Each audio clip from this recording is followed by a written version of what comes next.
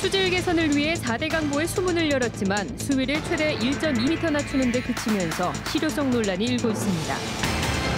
삼천포 화력을 비롯한 낡은 석탄 화력 발전 8기가 한 달 동안 가동이 중단돼 미세먼지 개선 효과를 분석합니다. 크레인 사고로 인명피해가 난 삼성중공업에 대한 특별감독 결과 800여 건의 위반 사항이 적발됐습니다. 공공기관과 기업에서 비정규직의 정규직 전환을 추진하고 있지만 재원 마련 등으로 난항을 겪고 있습니다. 여러분 안녕하십니까? 경남 소식 전해드립니다. 4대강 수질을 개선하겠다는 대통령의 공약에 따라 정부가 16개 보 가운데 6개 보의 수문을 오늘 열었습니다. 그런데 수위를 최대 1.2m 낮추는 데 그치면서 실효성이 없다는 비판이 일고 있습니다. 그 이유를 이대환 기자가 취재했습니다. 낙동강 8개 보 가운데 가장 하류에 있는 창녕 함안보입니다. 수문이 열리자 갇혀있던 강물들이 조금씩 흘러나옵니다. 녹조 등의 환경 피해를 예방하기 위해서입니다. 그냥 밀어붙였던 이 사업이 결국은 다시 원위치를 시켜야 될 그런 사업임이 드러났습니다.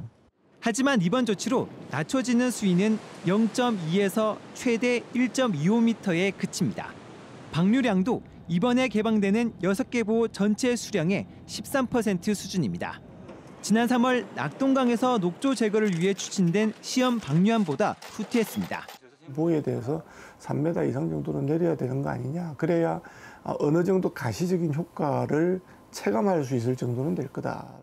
찔끔 개방이라는 비판이 일자 정부는 해명에 나섰습니다. 이번에 개방되는 6개 보 주변 60개 농업용수 양수장의 수중 취수구를 4대강 사업 이후 높아진 수위에 따라 상당수 높였기 때문에 다시 수위를 낮출 경우 농업용수 공급이 어려워진다는 겁니다. 너무 낮은 수위의 취수구가 있으면 물을 끌어올리는데 에너지 소비가 많기 때문에 4대강을 건설한 이후 수위가 높아지자 그에 맞추어서 양수구 취수구의 위치도 높였다라고.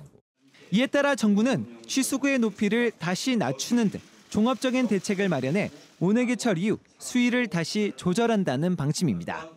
KBS 뉴스 이전입니다.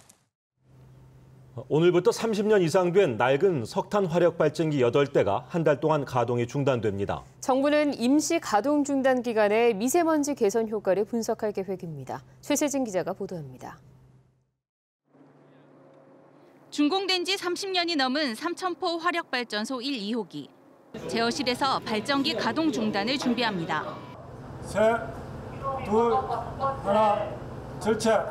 정부의 미세먼지 대책에 따라 운행을 중단한 것입니다. 이번에 정지하는 게 약 한 1기가 정도 되기 때문에 약 한 1% 정도를 차지한다고 보시면 됩니다. 한 달 동안 가동을 중단하는 발전기는 삼천포 1, 2호기를 비롯해 보령 1, 2호기, 서천 1, 2호기, 영동 1, 2호기 등 8기입니다. 정부는 이달 한 달 동안 미세먼지 개선 효과를 측정해 분석할 계획입니다. 노후석탄 가동 정지 전후를 여러 가지 다양한 장소에서 비교를 할 계획입니다. 미세먼지가 이동하는 경로는 혹시 어떤 변화가 생겼는지. 정부는 낡고 오래된 화력발전소는 예정보다 일찍 폐쇄할 계획입니다. 조기 폐지를 준비해온 서천 1, 2호기와 영동 1호기 등 세대는 다음 달부터 순차적으로 폐지 절차에 착수할 계획입니다. 우리나라 석탄 화력발전소는 현재 59기. 환경의식의 성숙과 더불어 석탄 화력발전소의 시대가 저물고 있습니다. KBS 뉴스 최세진입니다. 크레인 사고로 31명의 사상자를 낸 삼성중공업에 대한 고용노동부의 특별감독 결과 위반 사항 800여 건이 지적됐습니다. 크레인 사고 뒤에도 화재와 작업자 추락 등의 사고가 잇따랐는데요. 그 이유가 있었습니다. 보도에 손은혁 기자입니다. 삼성중공업의 한 해양 플랜트 작업장입니다. 가용접을 하는 작업자 뒤로 추락 방지를 위한 난간이 없습니다. 4m 높이니까 위험하잖아요. 테드 있는데도 작업을 해야 되는데 떨어질 위험이 있고 중간중간에 구멍이 숭숭숭 뚫려 있잖아요. 실제 지난달 18일 도장 작업자가 4.5m 높이에서 추락했습니다. 고용노동부가 지난달 크레인 사고 뒤 전 작업장을 특별 감독해 산업안전보건법을 어긴 866건을 적발했습니다. 추락 방지 조치 미흡이 114건에 달했습니다. 개조한 크레인 넉 대는 안전 인증 없이 운영됐고 비상 정지 장치가 고장난 크레인도 있었습니다. 용접대 화재 예방 조치도 미흡했습니다. 고용노동부는 시스템의 문제도 지적했습니다. 안전보건관리자의 업무를 제대로 이행을 하게 해야 되는데 제대로 일을 처리하지 않게 하거나 결국은 전담을 안 시켰다는 거죠. 시정 조치도 이루어졌지만 작업자들이 느끼는 위험은 여전합니다. 공사기간 단축 등을 이유로 여러 작업이 동시에 이루어지는 이른바 혼재 작업은 여전히 큰 위험 요소라는 진단입니다. 용접도 되고 두정도 되고 기본적인 안전 조치 안 돼 있어도 그것 뭐 작업이 우선이다라고 하는 것이 강행되고 있다는 이야기. 고용노동부는 적발된 800여 건 가운데 443건은 사법 처리하고 과태료 5억 2천만 원을 부과했습니다. KBS 뉴스 손원익입니다. 문재인 대통령의 정규직 전환 정책에 따라 공공기관과 기업에서 발맞춰가고 있는데요. 하지만 오랜 시간 여러 부문에서 비정규직 채용이 이뤄진 탓에 그 인원이 많아 갈 길이 쉽지만은 않습니다. 송윤준 기자가 보도합니다. 학교 급식 조리원과 교무 보조교사 등 학교 비정규직 노조가 이달 말 총파업을 예고했습니다. 정부의 정규직 전환 대상에 무기계약직은 사실상 빠져 있다며 근속수당 인상 등의 대책 마련을 요구하고 있습니다. 기간제와 무기계약직의 임금이 똑같고 승진, 승급조차도 없는데 무기계약직이 어떻게 정규직이라고 말할 수 있는가? 경남교육계 비정규직 직원은 교육청 소속 9,100여 명과 용역회사를 통해 간접 고용된 근로자 1,400여 명을 포함해 10,000명이 넘습니다. 경남교육청도 정규직 전환을 추진하고 있지만 재원 마련과 타 교육청과의 협의로 어려움을 겪고 있습니다. 충분히 이해를 하고 존중합니다. 하지만은 이제 국가 재정 형편과 또 국민의 눈높이에 어느 정도 우리가 맞춰야 될 필요가 있기 때문에 농협도 농협중앙회와 26개 계열사의 비정규 직원 5천여 명을 정규직으로 전환한다는 계획이지만 10,000명이 넘는 단위농협의 비정규직 직원은 논의조차 없습니다. 수익이 잘 안 나기 때문에 그 정규직화를 해줘야 됨에도 불구하고 이제 우리 노동조합에서 그런 부분에 대해서 이제 상당히 고민이 많이 되는 부분입니다. 비정규직 채용이 법제화된 지 20년. 비정규직 문제를 해결하기까지 풀어야 할 과제가 많이 남아 있습니다. KBS 뉴스 송현준입니다. 즐길 거리가 많지 않았던 시절 마산만의 도섬 해상 유원지는 많은 사랑을 받았는데요. 잊혀져가던 도섬이 변신을 시도하고 있지만 볼거리 등은 여전히 부족하다는 지적입니다. 오대성 기자의 보도합니다.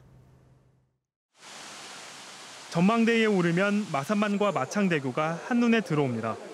바다를 바라보며 커피를 마실 수도 있고 간단한 요기도 가능합니다. 도섬 해상유원지의 사무실과 매점, 전망대 등을 갖춘 종합관광안내센터가 문을 열었습니다. 부족했던 편의시설이 보완돼 반응은 좋습니다. 지금 화장실은 아주 깨끗하더라고요. 저 여기 들어오면은 화장실 지저분할 것 같아서 밖에서 사실 이용하고 들어왔거든요. 괜히 좀 했다 이래 할 정도로.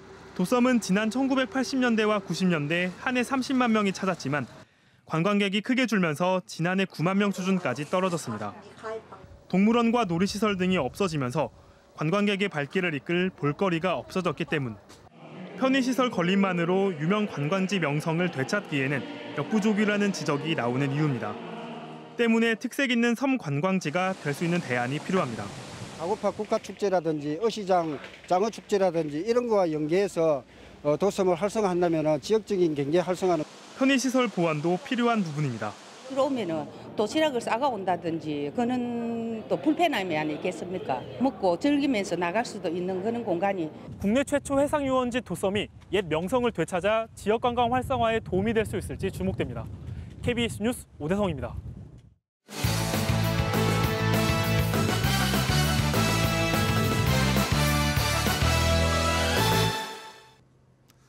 간추린 소식입니다. 부영주택이 창원시 마산하포구 월영동에 짓고 있는 4,200가구 규모의 아파트 분양률을 10배 넘게 부풀렸던 것으로 드러났습니다. 창원시에 따르면 부영주택은 지난 1월 아파트 계약률이 43.9%라고 신고했지만 실제로는 4.1%에 불과했습니다. 부영주택은 계약률이 낮으면 영업이 어려워 부풀렸다고 창원시에 해명한 것으로 전해졌습니다. 지역 창업자들에게 투자자를 연결해주는 기업 홍보회가 오늘 창원대학교에서 열렸습니다. 이번 행사는 수도권 벤처 투자자들을 초청해 상대적으로 투자 유치가 힘든 지역 창업 기업을 위해 마련됐습니다. 오늘 행사에는 벤처 투자 기업 15곳을 비롯해 예비 창업자 400여 명이 참여하는 등 지역 최대 규모로 열렸습니다. 지금까지 경남 소식이었습니다. 시청해주신 여러분 고맙습니다.